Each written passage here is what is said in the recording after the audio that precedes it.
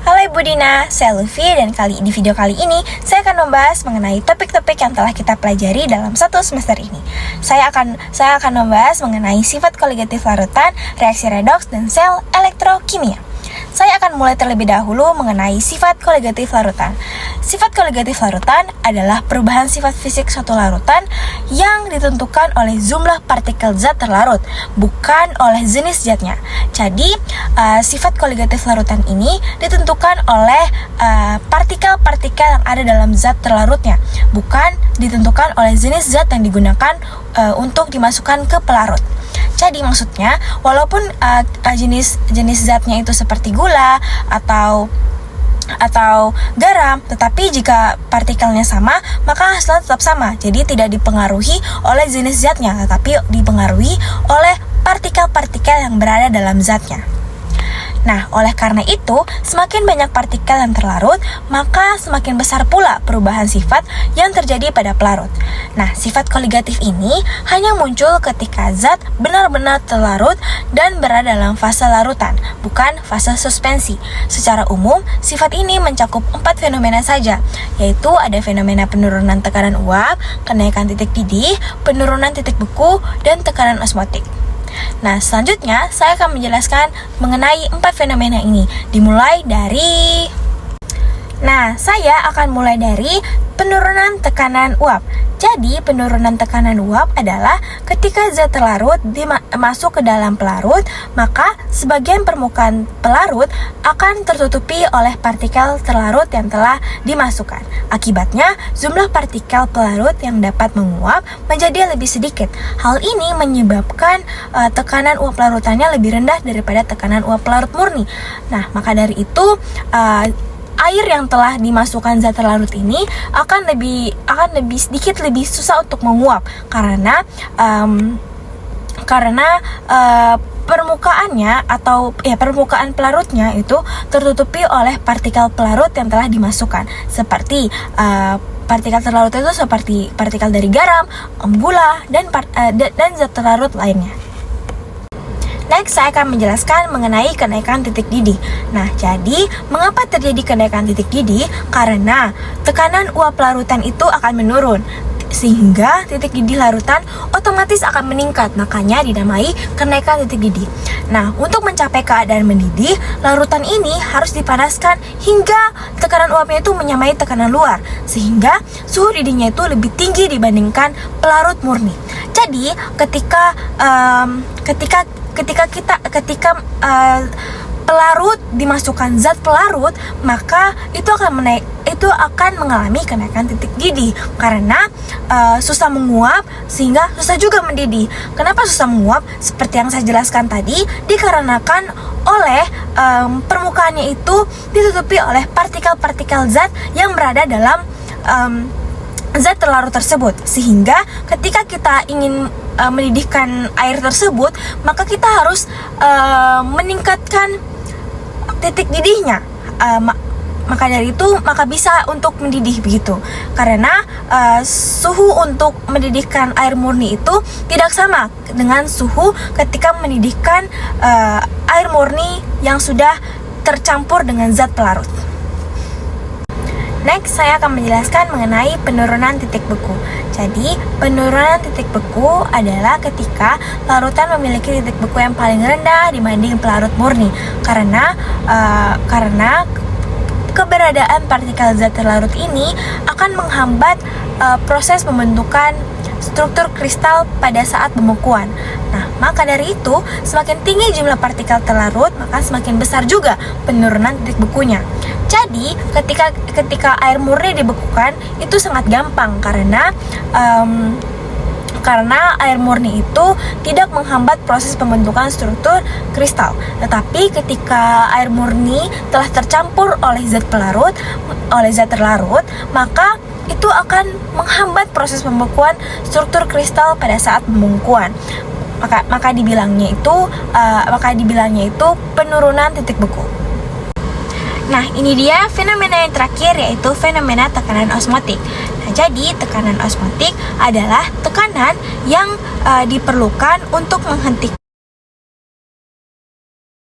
perpindahan pelarut dari larutan berkonsentrasi rendah, yaitu biasa disebut hipotonik, ke larutan berkonsentrasi tinggi, yaitu hipertonik, melalui membran semi-permeabel.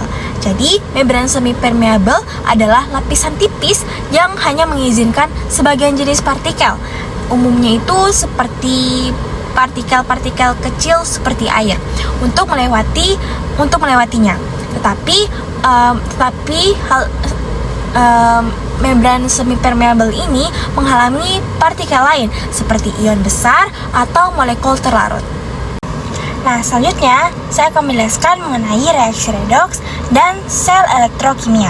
Jadi, reaksi redoks adalah reaksi kimia yang terjadi karena adanya perpindahan elektron dari satu zat ke zat yang lain. Untuk memahami reaksi ini, kita perlu mengenal dua proses utama, yaitu proses oksidasi dan proses reduksi. Nah, selanjutnya saya akan menjelaskan mengenai oksidasi dan reduksi. Jadi, dimulai dari oksidasi terlebih dahulu. Oksidasi adalah suatu proses ketika suatu zat itu melepaskan elektron, sehingga bilangan oksidasinya itu meningkat. Nah, oksidasi juga bisa diartikan sebagai reaksi yang melibatkan penambahan oksigen atau pelepasan hidrogen. Tapi kalau dalam definisi modernnya itu lebih ke perpindahan elektron. Tapi sebaliknya reduksi adalah proses ketika suatu zat itu menerima elektron sehingga bilangan oksidasinya itu menurun. Nah, reduksi ini dapat digambarkan sebagai pelepasan oksigen atau penambahan hidrogen. Dalam setiap reaksi redoks itu, kedua proses ini, yaitu proses oksidasi dan reduksi, itu selalu terjadi bersamaan karena elektron yang dilepaskan oleh zat yang mengalami oksidasi akan diterima oleh zat yang mengalami reduksi. Jadi mereka itu saling terhubung. Next, saya akan menjelaskan oksidasi dan reduksi dalam reaksi redoks. Jadi, dalam reaksi redoks itu, dua zat ini atau reduksi dan oksidasi ini saling berinteraksi. Nah, tetapi masing-masing dari mereka memiliki peran yang berbeda. Nah, untuk reduksi, yaitu zat yang melepaskan elektron atau biasanya disebut reduktor, karena ia juga mereduksi zat lain sambil dirinya sendiri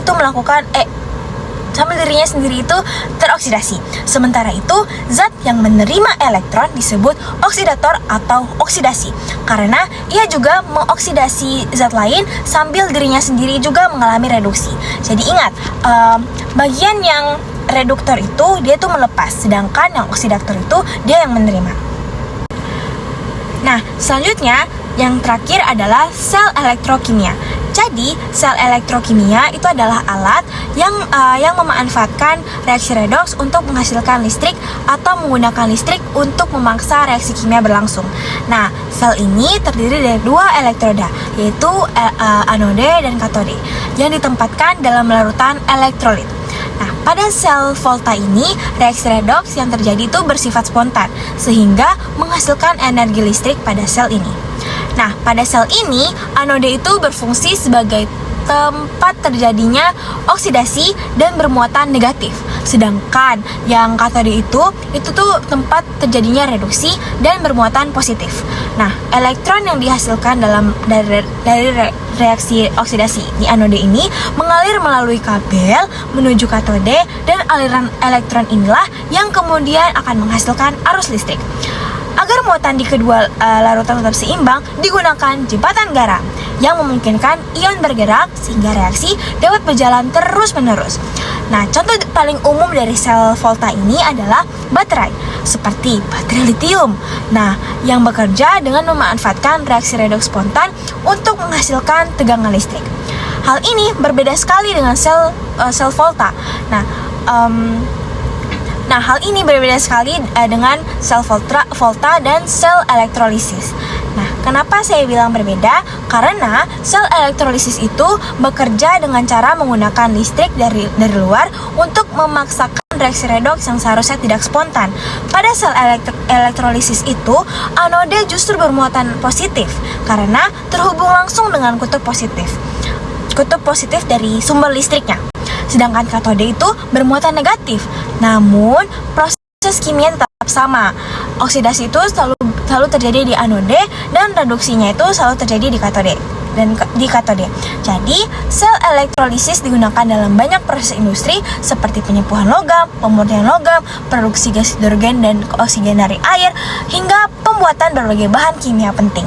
Jadi, maupun di sel volta dan sel elektrolisis, di sel voltanya itu katode negatif atau positif, tetapi dalam bentuk kimianya itu tetap positif, tetap sama ya, tetap sama ya peraturannya, yaitu katode bermuatan negatif, yaitu oksidasi selalu terjadi di anode dan reduksi selalu terjadi di katode.